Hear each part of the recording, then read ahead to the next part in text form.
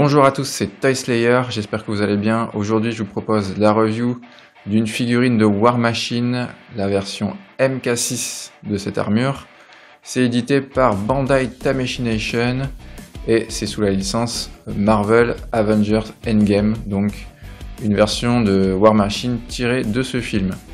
C'est une figurine qui est sortie en début 2020, février, si ma mémoire est bonne, et à sa sortie elle coûtait environ 80 €. Le prix pique un petit peu. On verra si c'est justifié dans la review ou pas. Tout d'abord, avant de commencer concrètement cette review, je voulais me faire pardonner car pendant le mois de février et mars, j'ai pas été super actif sur la chaîne. J'ai un emploi du temps familial et professionnel en ce moment qui a été chamboulé un peu par le Covid et du coup c'est très compliqué de trouver le temps pour faire des reviews. Bon, j'espère que ça va s'arranger, mais je vais quand même essayer de vous faire au minimum une review de figurines par mois, mais je vous avoue que c'est pas très simple en ce moment. Dans cette vidéo, on va d'abord faire un petit tour de boîte, vous l'avez devant vous actuellement sur le plateau tournant. Ensuite, on verra le contenu, les accessoires.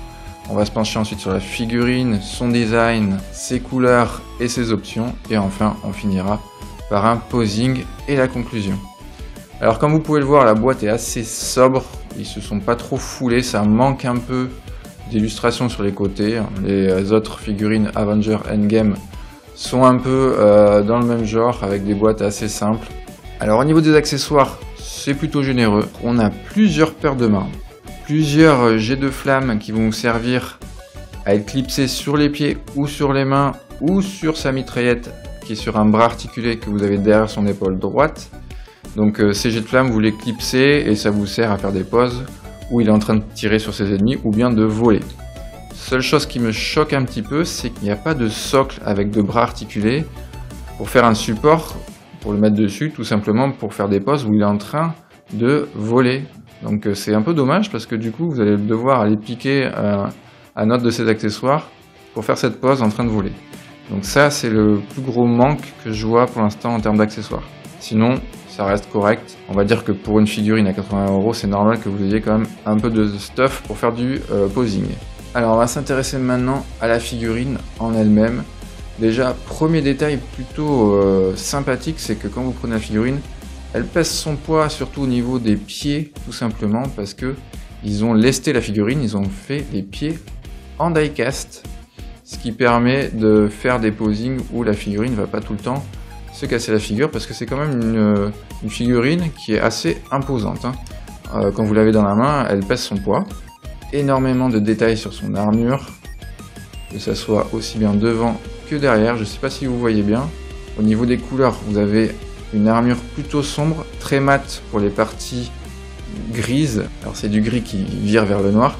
Et pour les parties argentées, vous avez un argenté métallisé qui brille à la lumière. C'est assez chatoyant, c'est plutôt joli. Et vous avez quelques inscriptions qui rappellent le personnage de War Machine, ici la version 006 de son armure. Le petit logo militaire, parce que je vous rappelle que War Machine est un dérivé militaire de l'armure de Tony Stark, qui est piloté par Rhodey. Pareil ici, vous avez un petit logo militaire, et sur les épaulettes aussi. War Machine a les yeux rouges, et il a aussi quelques parties rouges sur son armure, sur les bras aussi. Au niveau des articulations, alors là, ça se complique un peu. J'ai remarqué ici, on va commencer par ce qui fâche, que au-dessus des cuisses, vous avez une articulation qui va peut-être vous poser problème parce que quand vous allez écarter la jambe vers les côtés, vous allez être gêné. Les parties en plastique vont frotter. Donc du coup, qu'est-ce qu'a fait Bandai? Ils ont mis une déportation, voilà, ici, que vous pouvez voir. Je sais pas si ça va bien se voir parce que la figurine est quand même assez noire. Vous avez une petite option qui va vous permettre de déporter la cuisse légèrement sur le côté pour pouvoir faire ce genre de pose. Le problème c'est qu'ici ça va venir sur le haut de la hanche, sur le bas de la hanche pardon, ça va venir peut-être un peu frotter la cuisse, donc attention à manipuler avec précaution pour les articulations haut de la cuisse. Pour les genoux, pas de problème, on a une double articulation. Pour le tibia, alors le pied se tord un tout petit peu, je rappelle que c'est du die-cast, il peut aller un peu vers l'avant, avec des parties ici qui sont rétractables. Donc le tibia, pareil, c'est un peu raide. Au niveau du torse, vous avez la double articulation classique des SH Figuarts. Au niveau des épaules, c'est pareil, ça se complique un peu. C'est un personnage qui est un peu massif au niveau des épaules. Donc qu'est-ce qu'ils ont fait pour pouvoir faire des posings assez souples? Vous avez un petit clapet ici qui peut se soulever, petit clapet, et une petite déportation possible. Donc ça va vous permettre de faire des poses un peu plus athlétiques au niveau du bras. Et après, ce qui va gêner, c'est cette espèce de petit clapet qui sert à la base à cacher l'articulation, à cacher le vide qu'il y a quand vous déportez le bras sur le côté pour faire des poses un peu plus jolies. Après, la difficulté, c'est de bien venir ici le reposer entre l'articulation et l'épaule. Je ne sais pas si je me suis bien fait comprendre, mais en gros, pour résumer, l'articulation de l'épaule, vous allez peut-être un peu galérer sur certaines poses. Pour le coude, pas de souci, c'est une double articulation. Pour les mains, vous allez être un peu gêné par le protège-main qu'il y a sur le dessus ici. Et pour la tête, écoutez, ça va plutôt bien. Vous pouvez pencher la tête comme ça vers le haut pour faire des poses où il est en train de voler. Vers le bas également. Sur les côtés, vous allez être un petit peu gêné par les parties de son armure, mais vous voyez que vous pouvez quand même faire un bon 360 sans trop de problèmes. Autre petit détail qui fâche quand même, eh bien l'articulation de la mitraillette est très laxe. Pourquoi ça me gêne? Parce que quand vous la clipsez dans le dos, elle se clipse comme ceci, c'est assez facile. Voilà, vous avez un petit picot dans le dos pour la fixer. Parce que quand vous allez venir clipser le petit gimmick dessus, avec les flammes pour faire genre c'est en train de tirer, eh bien qu'est-ce qui se passe? La mitraillette est emportée par le poids de l'accessoire. Donc du coup, pour faire une pose avec la mitraillette qui reste bien droite, vous êtes obligé de la mettre dans certains sens, mais pas dans d'autres.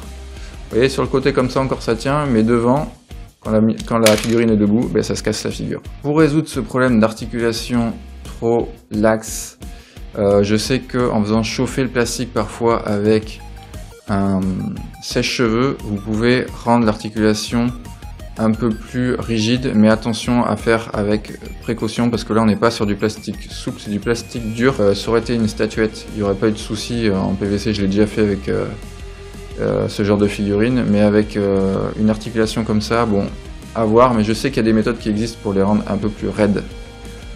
Alors pour ce qui est de la taille, petit comparatif avec un Hulk de la même gamme SH Figuarts, et vous voyez qu'il n'est pas ridicule à côté. Il est plus petit certes, mais il fait quand même un peu plus de 16 cm si on se réfère à la règle à droite. Donc c'est un peu plus grand qu'une SH Figuarts normale, et c'est plutôt bien respecté par rapport aux tailles des personnages qu'on a dans le film Avengers Endgame. Comme d'habitude, on se retrouve en mode posing sur le plateau tournant, et je vais vous faire la petite conclusion de ce War Machine de la gamme SH Figuarts. Alors au final, que dire de cette War Machine version 6 tirée du film Endgame? Eh bien en termes de design, rien à dire, il est parfait, il est vraiment très joli. La réalisation avec un plastique de qualité, le fait qu'il ait les pieds en die-cast leste bien la figurine pour vous permettre de faire des bons posings. On a un gris très foncé, assez mat pour les parties métalliques, et pour les parties argentées, on a un argenté brillant qui fait ressortir certaines parties de la figurine. C'est assez joli, quelques petites pointes de rouge pour les yeux et sur certains détails de son armure aussi.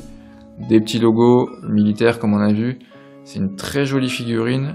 Les accessoires permettent de faire des jolies poses.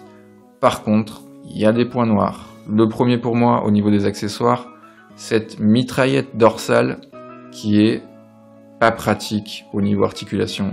L'articulation est trop laxe, ça tombe, c'est pas pratique. Pareil pour les épaules et le haut des cuisses, attention à pas frotter les éléments entre eux, vous risquez de vous faire des rayures sur la figurine. Donc quand vous faites des poses un peu particulières où le personnage a les bras écartés ou les jambes un petit peu plus écartées, il faut faire très attention pour pas rayer le haut des cuisses et pour pas désaxer complètement vos épaulettes. Et enfin, dernier défaut, le manque de support avec une pince pour pouvoir mettre War Machine en train de voler. On a tous les accessoires qu'il faut, sauf celui-là, c'est vraiment dommage qu'ils aient pas pensé à ça. Bon, après, si vous êtes collectionneur de SH Figuarts, ce genre de support avec le socle et le bras articulé, vous pouvez le trouver dans d'autres figurines.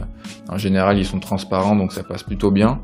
Mais c'est vraiment dommage pour le prix, il coûte quand même 80 €, qu'ils aient pas mis ça dedans Et malheureusement, c'est le cas dans pas mal de figurines qui sont dérivées de l'armure d'Iron Man. Donc ça, c'est vraiment dommage, parce que si vous n'êtes pas collectionneur et que vous l'achetez comme ça en one shot, voilà, vous serez obligé d'acheter un socle à part. Mis à part ça, comme je vous l'ai dit, la figurine est magnifique. Donc à vous de voir si vous êtes prêt à mettre 80 €. Moi personnellement j'en suis très content malgré les petits défauts que je vous ai décrits. Globalement c'est une très jolie figurine si vous êtes fan de ce personnage. Voilà, cette vidéo est terminée, j'espère que cette review vous a plu et qu'elle vous a permis de vous faire votre propre avis sur cette figurine. On se retrouve j'espère un peu plus tôt que la dernière fois parce que comme je le répète en début de vidéo, j'ai mis un peu de temps à poster des nouvelles reviews ce mois-ci. Et je vous rappelle que si vous aimez les vidéos de la chaîne, n'hésitez pas à vous abonner ou à venir discuter avec moi dans les commentaires, ça me fera très plaisir. Je vous dis à très bientôt.